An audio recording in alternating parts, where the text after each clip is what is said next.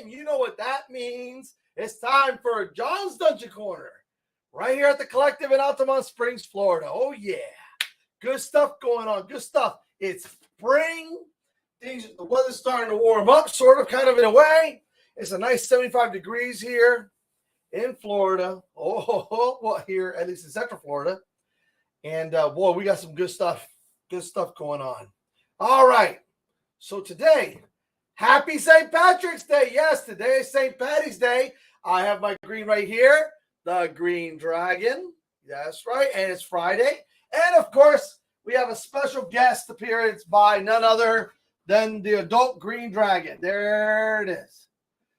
Just coming by to say hi on St. Patty's Day.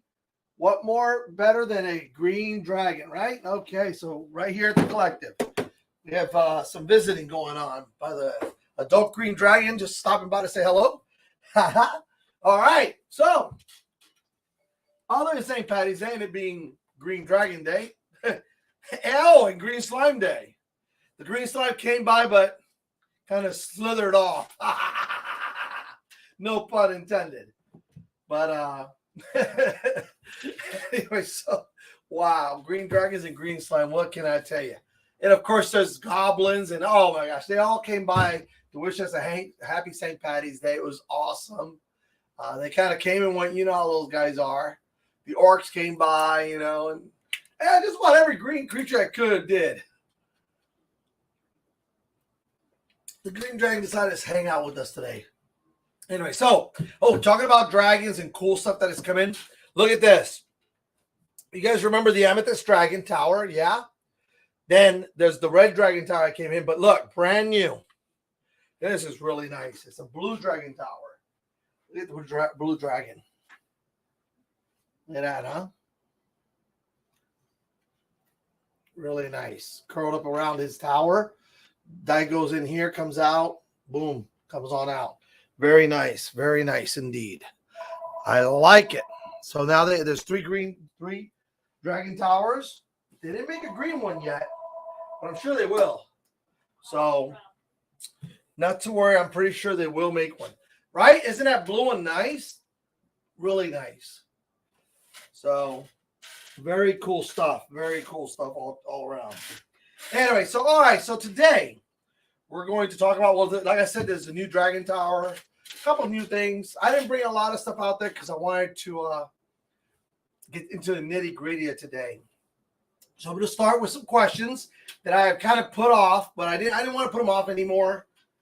And they kind of relate, and they are related to both Dungeon Masters and players. And since this is like the combined month of all that, I wanted to bring them up. I've kind of been putting them aside. And if I answered one of these already and forgot to archive it, forgive me.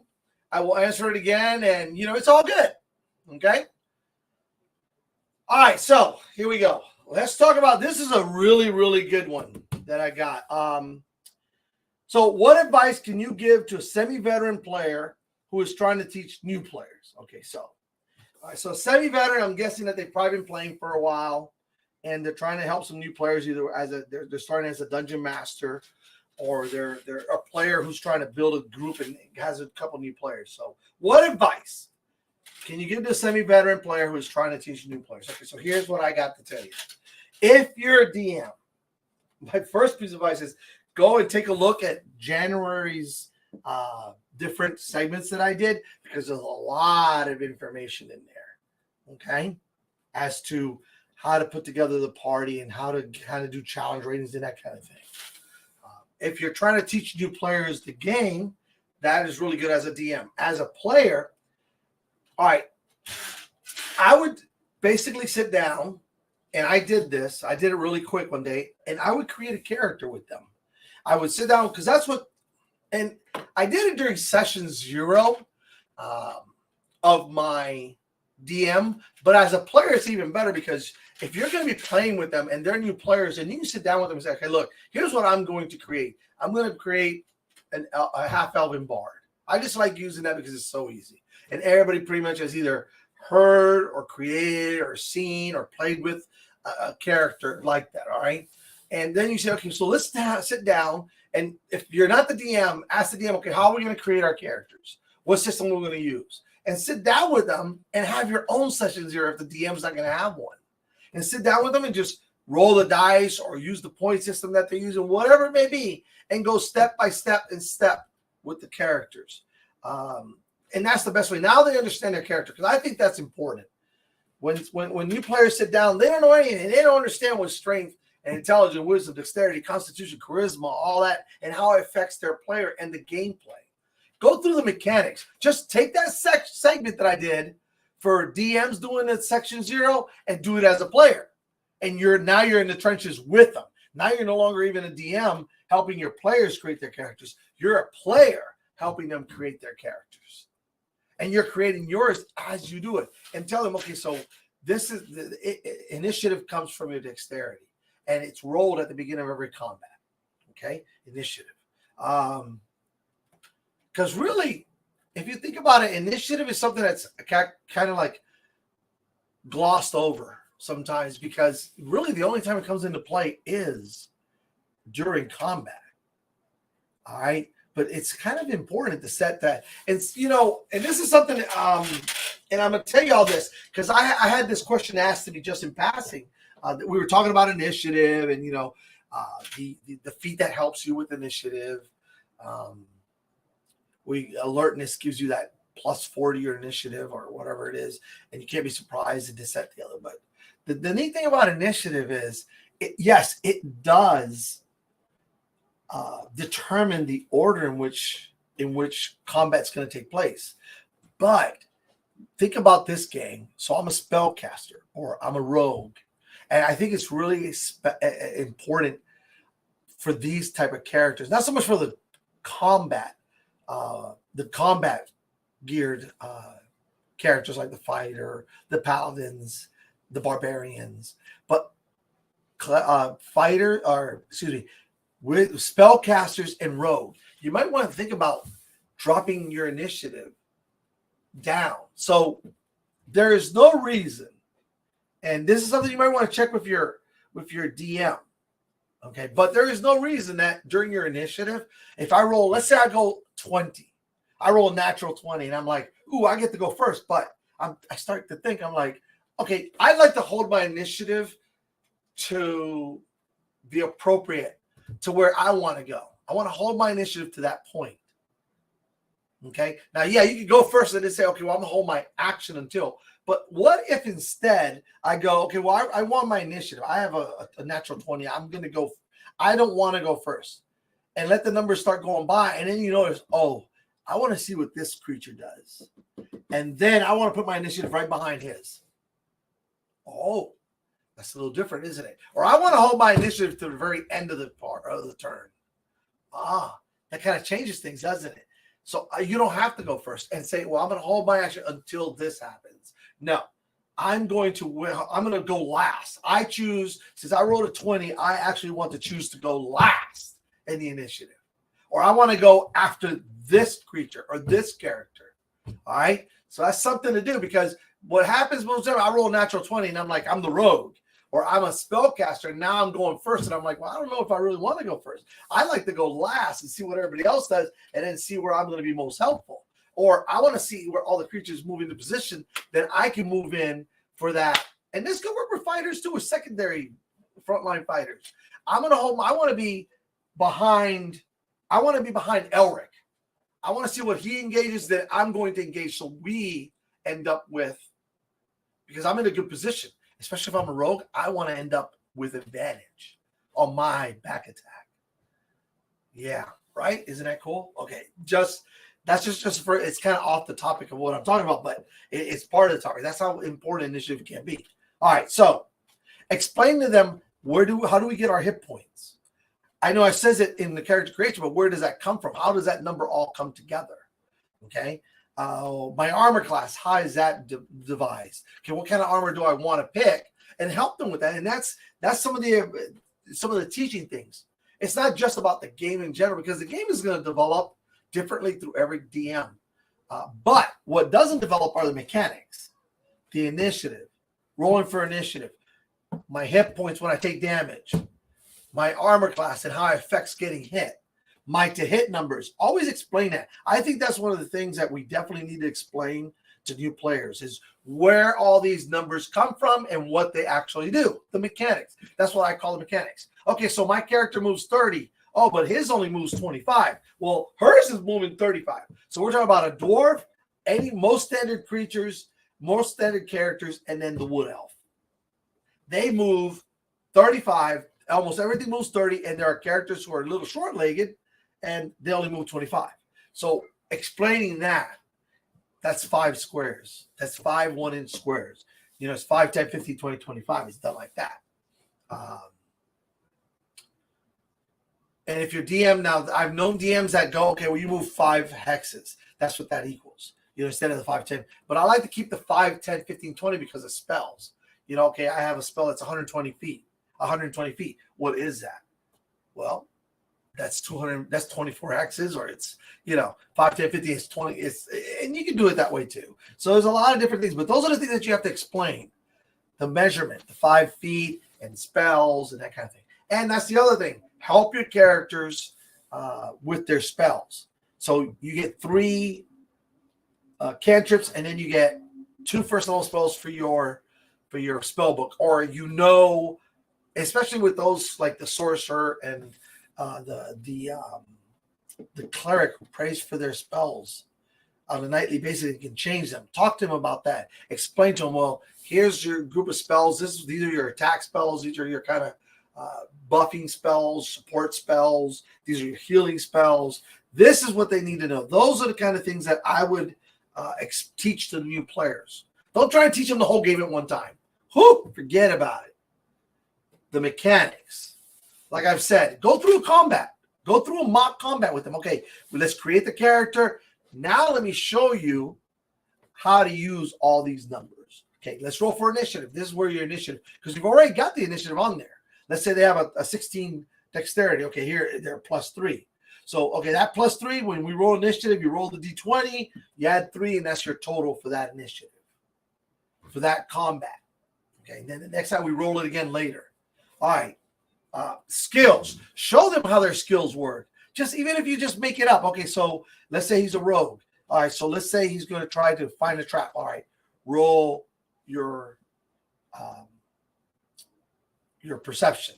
See if you can find the trap. Or you may, in some DMs, may use investigation or not investigation, insight. It depends. Usually it's perception. So roll perception, add your skill. Okay, that's how you get that. Okay, now I want to disarm the trap that I found. Okay, now we're going to use sleight of hand. Do you have thieves' tools, and do you have expertise in it? So there's a lot of things that the numbers have come up, and you've already discussed all that with them when they created a character. So you get a plus, let's say 8. Okay, wow, you disarmed it. Excellent. See what I'm saying? Okay, let's go through saving throws and how each of them are done. All right, you can do all that in like a session 0, and I think that's what's important to teach the new players. Now, I kind of went through that with the DM with session 0, but like I said, and I'll say it again, as a player, you have even more of a bond with them. All right, okay. So hopefully I answered that question, but I think that's the advice that I can give you. Now, all right, this is kind of goes hand in hand. I think this is from a DM. This is a DM's point. What's the best way to get new players started? And how do you keep them away from the standard common backgrounds that like my parents are dead, I was an orphan, and character creation? Okay, wow, all right. So this is a little bit more about when we're creating a character and we're creating our background. All right, so well, to me, the best way to always start characters is where? In a tavern, all right? Or you can start them in a merchant caravan, but I like to start a caravan and then have them all meet at the tavern and then send them on a merchant caravan to do something together, or send them to go do something together. So that's the way I like to get them started. Now, to keep them away from the standard background, I wouldn't. You know, my parents are dead. Okay, great. Your parents are dead. Who killed them? How did they die? Did they die of natural causes? Were they adventurers? Get them thinking. Were they adventurers that were killed on an adventure? Was your mom? Was it mom, dad? That was an adventure. Maybe they almost stayed home. Oh, let's see. Did he get killed in a raid on your village, town, city? Was it another kingdom that raised the town where they killed in a war? How did they die? Get them thinking about that, right? And then once you get them thinking about it, look at the different backgrounds, okay, and say, oh well, okay. So if his parents are dead, he's an orphan. Then let's put him as the in the player's handbook. What is it? There's a background for that. The urchin, street urchin, the urchin. Okay, let's turn him into an urchin, and let's build the background from there. Let them choose their goals, their likes, dislikes, whatever, and let's build a character background like that. And those kind of two got to go get together. Okay, okay. Well, I remember another one is like, oh, I'm a solitary ranger. I grew up in the wilds. Okay, cool. Talk to me. What did you do? Did you hunt? Obviously. What did you do? Were you into herbology? Did you collect herbs for the villages? How did you live? How did you support yourself? Get them to elaborate. And once they elaborate, there's a couple of backgrounds, even in the basic one, the Outlander. And then there's the Hermit. Those two are good starting blocks for that. And kind of see which way they want to go, and then build it up into that. So see, that's how you get around starting characters and getting away from those, my parents are dead, I have amnesia, I don't remember anything. That's okay. Your parents said you're an orphan, whatever. I've always been out, I grew up in the wilds, especially like a barbarian. That would be good. But when you were a barbarian, well, what was your tribe like? What tribe did you come from? Are you from the northern tribes, southern tribes? What is your clan totem? That kind of, ask some questions. Get them involved. Get them to break the ice kind of and start talking about themselves. That's a good thing. People love to talk about themselves. Just let them pretend it's their character. Or if you were a barbarian, since you want to play barbarian, what barbarian do you want to style yourself after? Do you want to be like a Conan type barbarian? Do you want to be more like the D&D, like on the adventures? What is it? The Critical Role barbarian that runs around. Do you want to be more like him?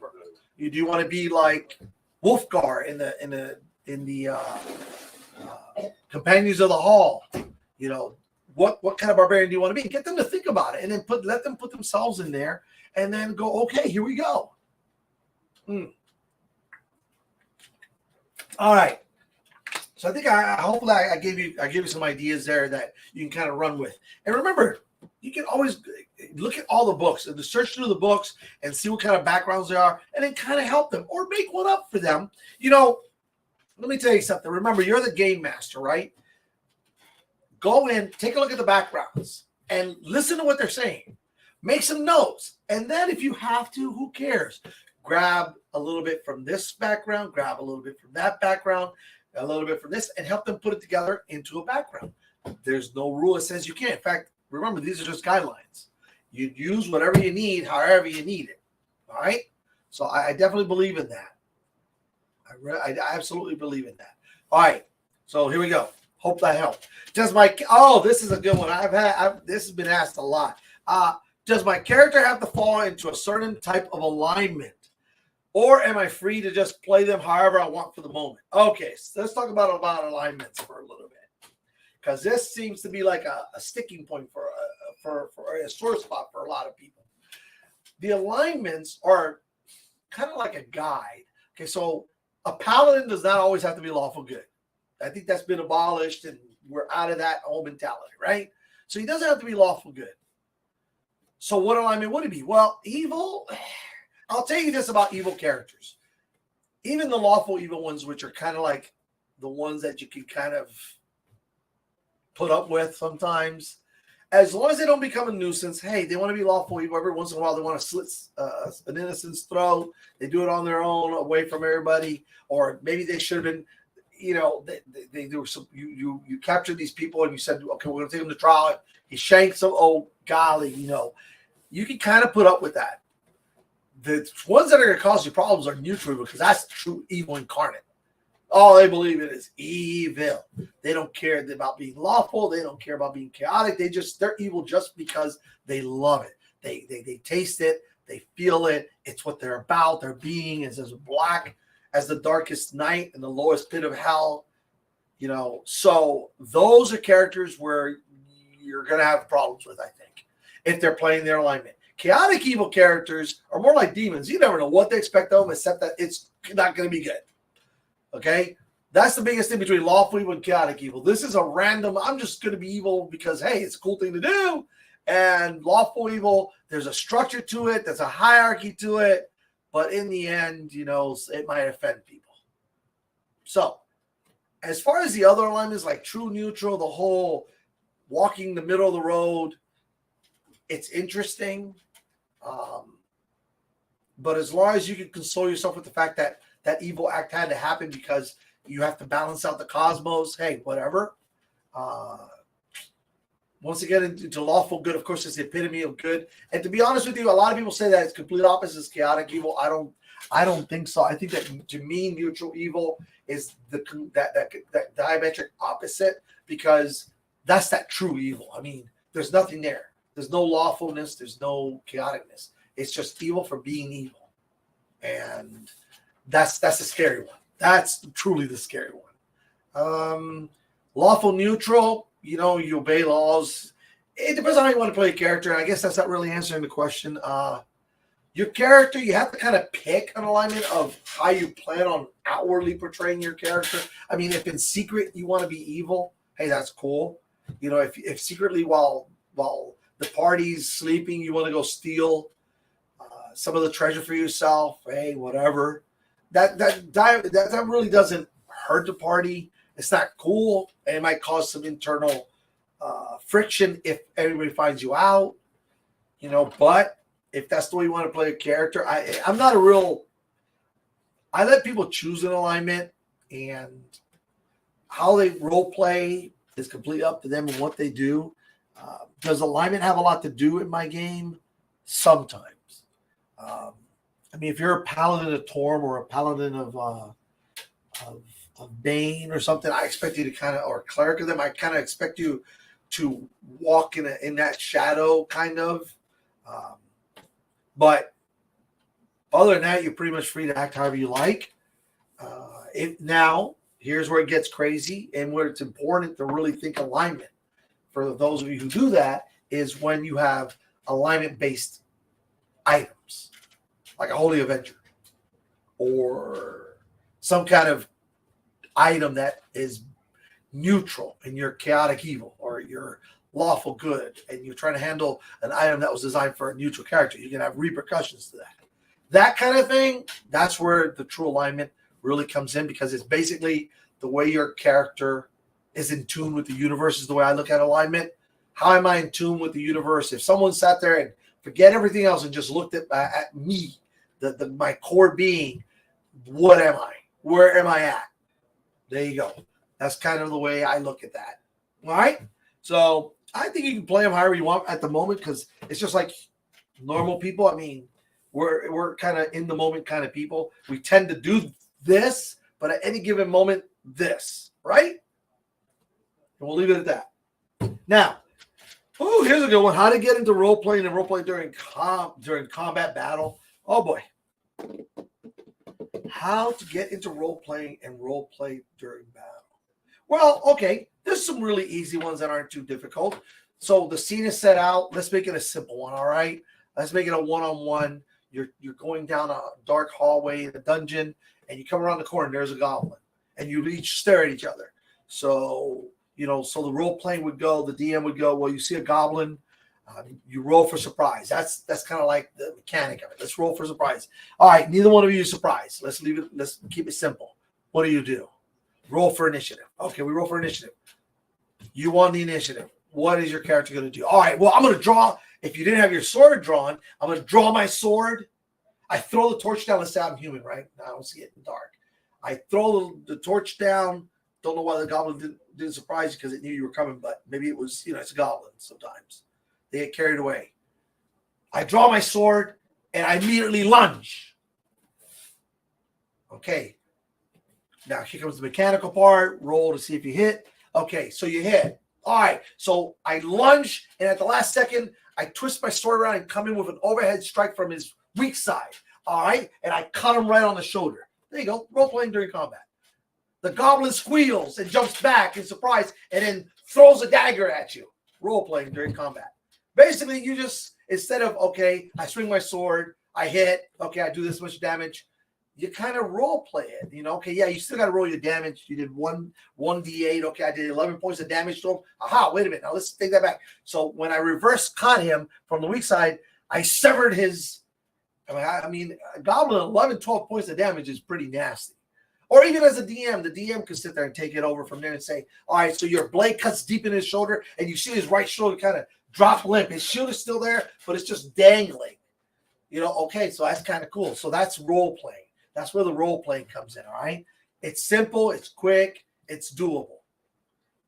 When you get into bigger parties, you can still do it. But I think at that point, the DM kind of is going to do more of a narration, which is role play because you'll sit there and still do your part if you want to.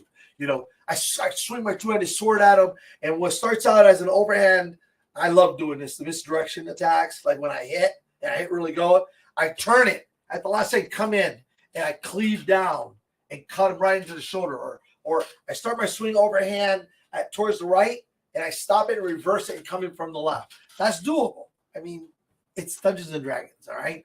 Can a real person be swinging a two-handed sword and then reverse it? I don't know. Maybe. I've seen it done. Or I bring it around my head, kind of thing. There's a lot of things that you can role play that way, different attacks, and you can reverse them. You can bring the first attack up and then bring it up into an uppercut with the two-handed sword. All kinds of neat stuff that you can do. I spin around. Maybe if you do a critical hit, I sit there, I bring it around my sword and spin behind it, putting all my weight behind it, and boom, right, I just cut right through the shield and into his side.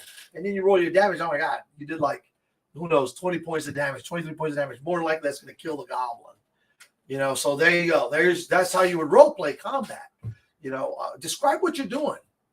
And then if it's a critical, or if you do a massive amount of damage, if you've worked it out, work around with DM, and he'll give you the nod. If he goes, it's dead. I said, well, in the attack, and it falls, I hit it out the side. I pretty much come in. You can hear the last breath escape the lungs as they're punctured, and it just slumps over and falls off my sword, dead. Wow, that's pretty cool.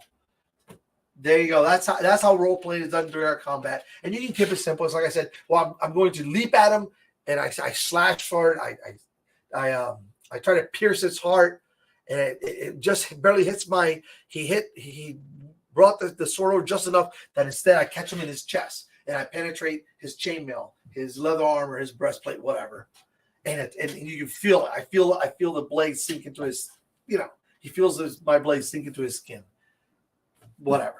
There's so many different aspects that you can take with that. So, and those are just some examples, real quick examples. With spells, it's the same way. You can describe, and here's the neat thing. A magic missile is a magic missile, right? We know it's going to hit. But I'll describe my magic missiles depending on what it is. Some characters, if it's my character, they're always purple amethyst darts that show, and they fly off my hand, and they twirl around each other, and one keeps going straight while the other ones are twirling around it, and then boom, boom, boom. One hits in the chest, the other one explodes right in their face. The other one hits them in the leg.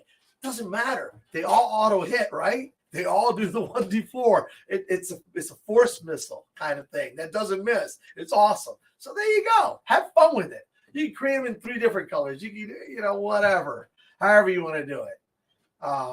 So that's just a quick description of magic. Fireballs that can start. I mean, the typical description of a fireball is you see a small little pea-sized flame come off his finger.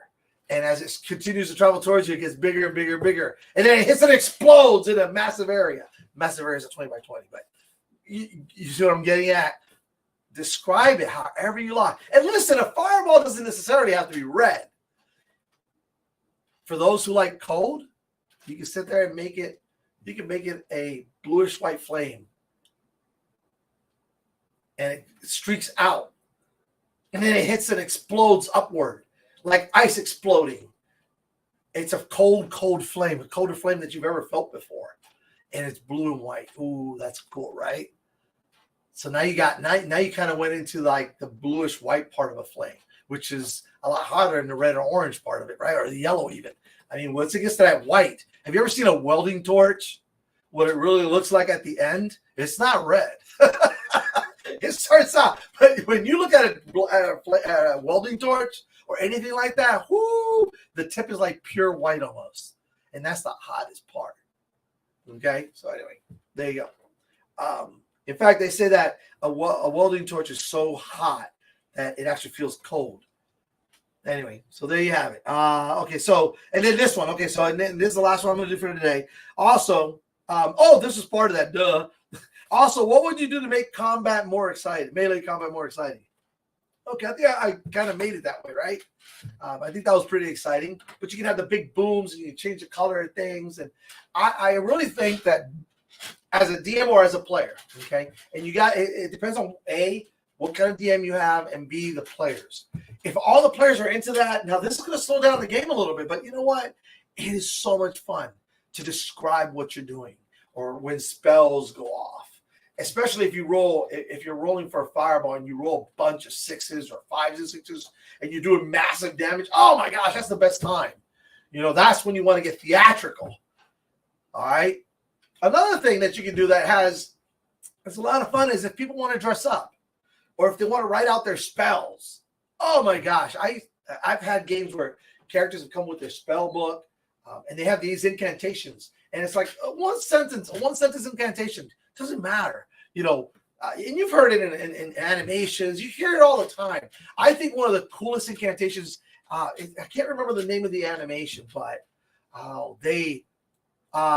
Aria, something, Curse of the Holy Swordsman or the something swordsman. And their spells, they go, spell it, and they start spelling these words. They can't, oh my gosh, that is like the coolest thing to me. And then boom, really cool stuff happens. And that's off of an animation. I had a player that once did that, and they did something like it. Not that.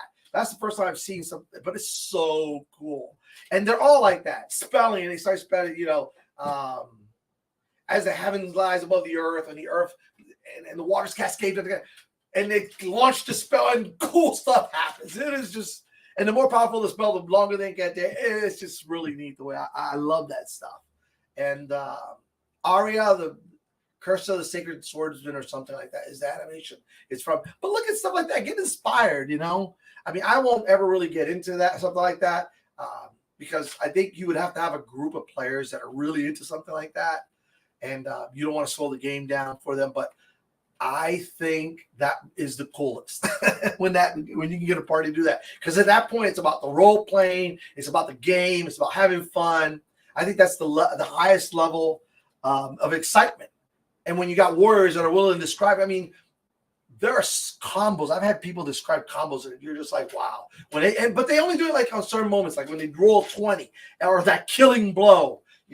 You're fighting something big like a dragon, or let's not even go a giant or a really powerful character, a creature, and everybody's bow, and then whoever gets the killing blow, they get to do that flourish and the dance. I mean, oh my gosh, the duelist that does the dance, and then boom, boom, boom, boom, boom, the double cross cuts with the outward, and then the doubles, or you twirl the daggers, and just cool stuff like that. I could go on and on and on, and we'd be here all day, but no. Oh my gosh, I love stuff like that. I really do. So anyway, I hope I've answered your question. This is all I'm going to talk about because I knew this was going to take some time, especially because I love some of these questions are so awesome. And I love when you guys ask me questions because I have cool stuff to talk about and that I normally wouldn't think about. Sometimes I don't think, there is a lot. Folks, fellow adventurers, there is so much to Dungeons and Dragons that you could go a lifetime and always find something new to talk about. And there are so many ways of doing things. Like I said, I try to answer these questions as best of my knowledge from things that I've seen, from things that people have done, from my own experiences. It's like my bards. My bard's favorite answer, they're know-it-alls, but they're know-it-alls in a cool way because my bards have either seen, heard, read something about something. And whether it's true or not is immaterial because bards, they tell epic stories and they hear things and they read things. And their job is to recant these things and tell you about them. So yes, that's if you go through life as a bard, you're going to have a great time because you're going to learn a lot and you're going to regurgitate a lot of stuff. And it's just a fun thing to do. So with Dungeons and Dragons, here's your outlet, your chance to be a bard, even if you're not. You know, there's always a barbarian that has a story about their clan, or a paladin that would love to sit there and tell you about their way of life and why they serve the god that they do. And a cleric is in the same boat. And I'm sure that the wizard has tales to tell about their time in schooling, or how their mentor brought them up and how they got taught, which is different than the way the sorcerer learned, because it just kind of came to them, you know? These are moments that are fun. You know, in the end, it's just about the people you're playing with. It's a camaraderie about the players. And that's really what makes role-playing. Okay? It's not that I'm a better actor than that person, or that person's a better orator than I am, and they have the gift of gab. It's about everybody putting in their 2 cents. And then you put in 2 cents, and eventually it grows to be $1. Okay? I guess, 50 people with 2 cents, that makes $1. All right? In order to get rich, you don't have to strike it rich. You just got to collect $1 from 1 million people, and you become a millionaire, right? Think about that for just a second. And that's the way a story works. One step at a time, one person at a time, one story at a time. And all of a sudden, that one story becomes this epic tale, a legendary tale told throughout time. Anyway, enough of all that, right? All right. So as we're coming to a close, let me remind you of a couple things. One, Dungeons and Dragons movie comes out the 31st. It is the same weekend as MegaCon. The folks here at the Collective are going to be at MegaCon. It is going to be amazing. In fact, we got our tickets. I'm going to be going, it looks like Thursday and Sunday, because I got things I got to do Friday night. Hey, I'm not going to miss it for a while. I will be at the Riverwalk Theaters doing the Dungeons and Dragons, two sessions, the 6 o'clock and the 8 o'clock movie. And I'm going to be having trivia right before the movie. So that's going to be a lot of fun. The rest of the gang will be at MegaCon. They're going to be hands full, but go by and say hi to them. That might be a time to say, hey, Danny, how you doing? I see you on the show. I've come by, but, I haven't got to meet you. I'm such and such. He'll be glad. Danny and Brendan and Nick and whoever else is there. And there's people always at the store. Store's not going to be closed, gang. Come by the store. If you have questions, if you just want to meet some of you, if you just want to say hi, you know what? Camaraderie, Dungeons and Dragons, and comic books and all that stuff. I've met a lot of people through all that. And Magic the Gathering and just walking in the store and saying hey to somebody, or trying to help them find a miniature or whatever. It's a lot of fun. We're social beings. That's what we are. We what is it that one girl said? We crave companionship. That's the word. Don't forget that if they come over. Come on. If they come, here comes Danny. Danny tries to remind me of things, and you know what I do? Watch. Danny, come over here and tell them about it. So if you end up going to Friday night when Dungeons and Dragons comes out to play, watch the movie, and then you can either before or after, depending on what time your showtime is, go play D&D with John in the party room there at Regal. There you go. We'll be giving us some bounce back things. So like if they play with you, they'll come in here, they'll get some sort of cool thing. Look at that. Come on. And they'll be entered to win the movie poster. The movie, look at that. There. Remember that movie poster I showed you guys? You can win that movie poster. I'm sorry, the Collective's always doing cool stuff. All right, and don't forget to go see them over at MegaCon if you're out there. So that's happening that weekend. Of course, every Wednesday's Dungeons and Dragons Day here at the Collective. So come by, sit at a table, watch, listen, join in if you want. If you want a place to run your game, you can always, other than Wednesday nights, you can come and find a place to run the game. But Wednesday nights is when all the D&D aficionados are here, right? It's so cool. So come by and say hi. I'm usually here at least every other Wednesday, if not on every Wednesday. It depends on what's going on. Life sometimes gets in the way, so. But I always keep my Wednesday nights open to at least come by here. We run our game. Our game runs every other Wednesday just because that's just the way the players feel. Some of them work, and it just turns out easier that way. But other than that, listen, have a wonderful St. Patrick's Day. Enjoy yourselves. Be safe this weekend, all right? And as always, may the road rise up to meet your feet, which I believe is actually an Irish saying or an Irish proverb, believe it or not. Okay? So just saying, I do believe that. And may all your adventures be successful. So this is John from John's Dungeon Corner at the Collective in Altamont Springs, Florida. Wishing you a wonderful Friday, a great St. Patrick's Day, and I will see you next Friday. Yes, I will be here next Friday.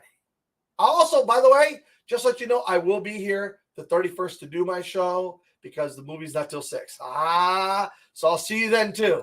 Take care.